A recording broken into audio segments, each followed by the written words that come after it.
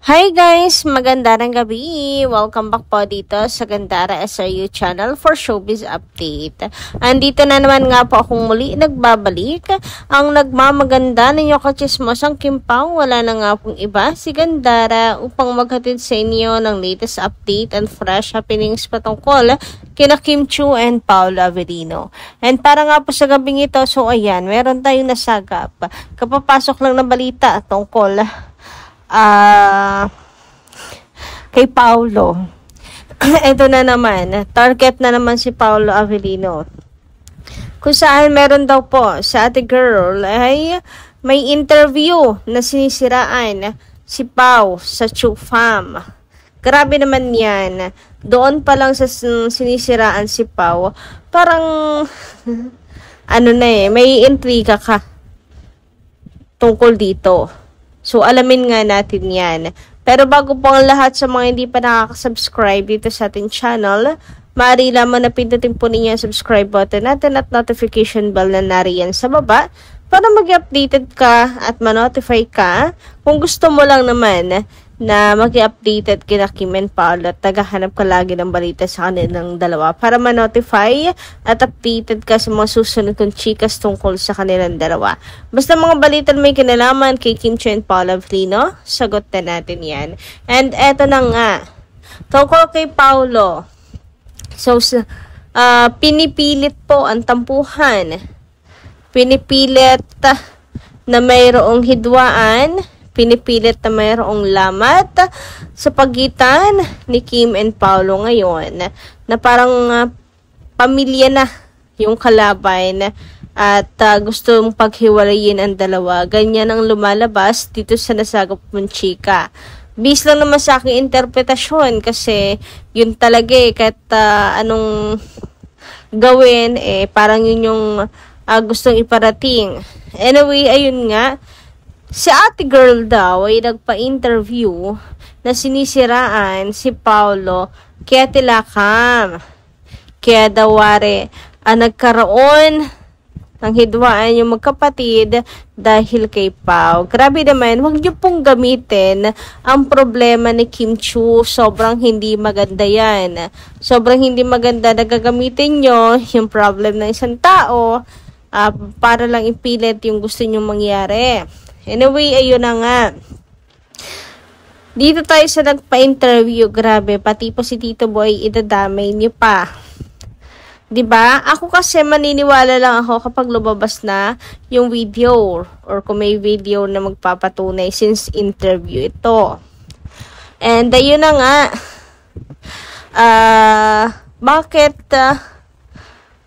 Bakit ganon?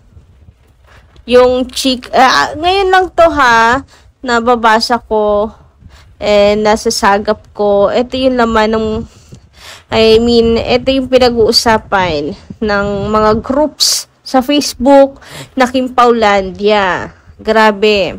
So, nisiraan si Paolo and I don't think kayang gawin ni ate girl yun. Why?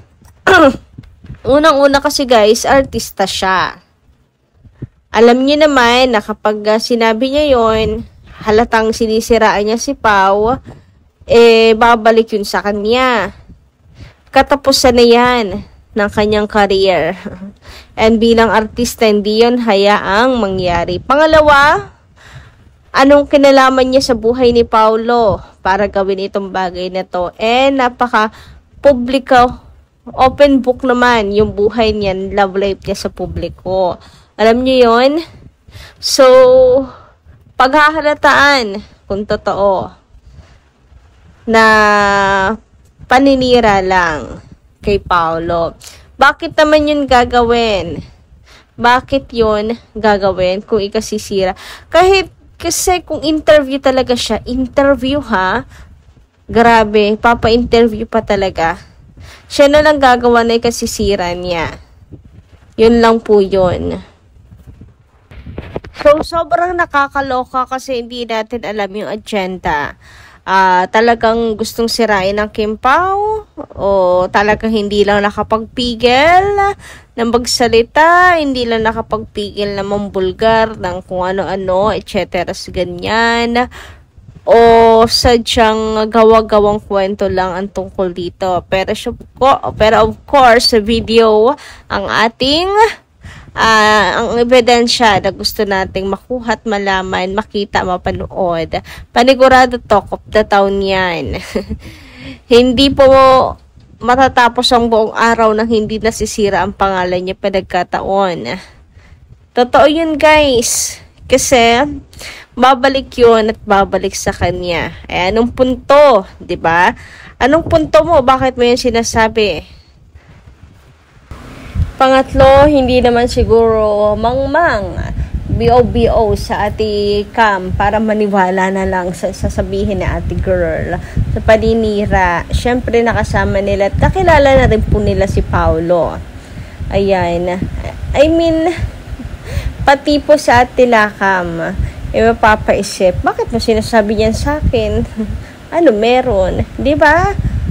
Ano meron? Ngayon, o ano ngayon sa'yo? Di ba?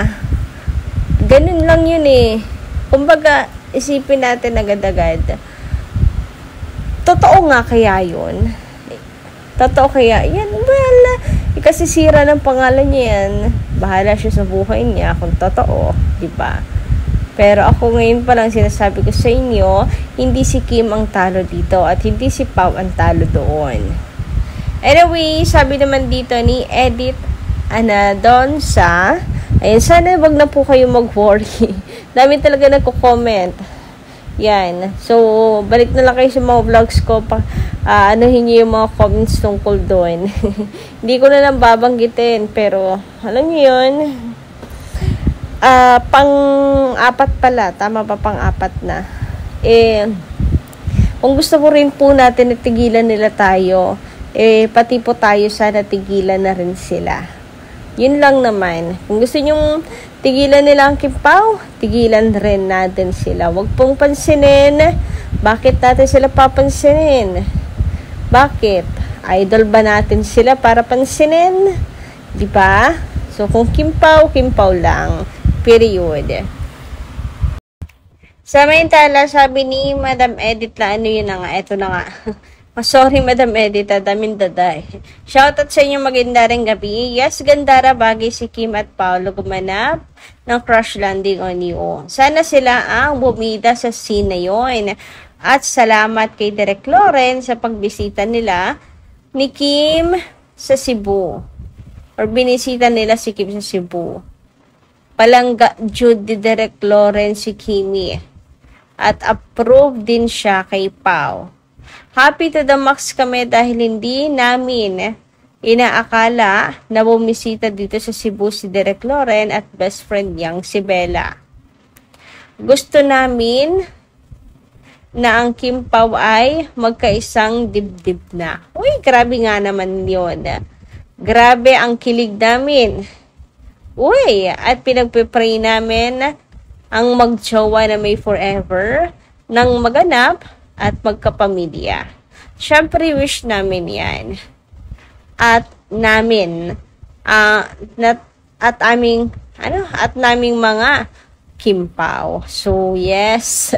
Pero mukhang medyo matagal-tagal pa ang ating lalakbayin para masaksihan ang piece na yan o yung ng buhay na yan ni Kim Chiu. So, sana po makapag-intay po kayo. Kapit lamang po. Ano? Dapat ay masaksihan pa natin iyan. Anyway, sabi naman po dito na isa pa nating commentor. Sabi naman dito ni Dali Magbuhos, maganda rin gabi, shoutout po sa iyo. Kimpaw are pure perfection together. Talented, stunning, and iconic.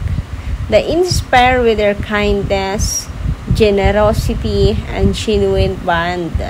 Wishing them long, successful careers and connections that last. Yes, connections that last. Importante po yan. Hindi yun sa simula lang magaling. And grabe, pagdating po sa face card, ako'y bagay na bagay. Parehas ang gwapong ganda. Check na check. Pag pinagsama mo, pag pinagtabi mo, ang chemistry, wagas. Totoo, tunay na tunay, bagay na bagay talaga silang dalawa. Plus, napaka-talented pa. And, tanggap pa ng mga tao. O, diba? Kaya, sikat na sikat po talaga sina Kim and Paolo. Marami nagmamahal sa kanilang dalawa at grabe yung suporta. Then, talagang tunay sa kanilang dalawa. Kim and Pao, sana all. Anyway, hanggang dito lang po muna ng ating update. Maraming salamat po sa inyong pakikinig. Kita kasi lang po tayo sa mga susunod ko pang chikas. Maraming po salamat.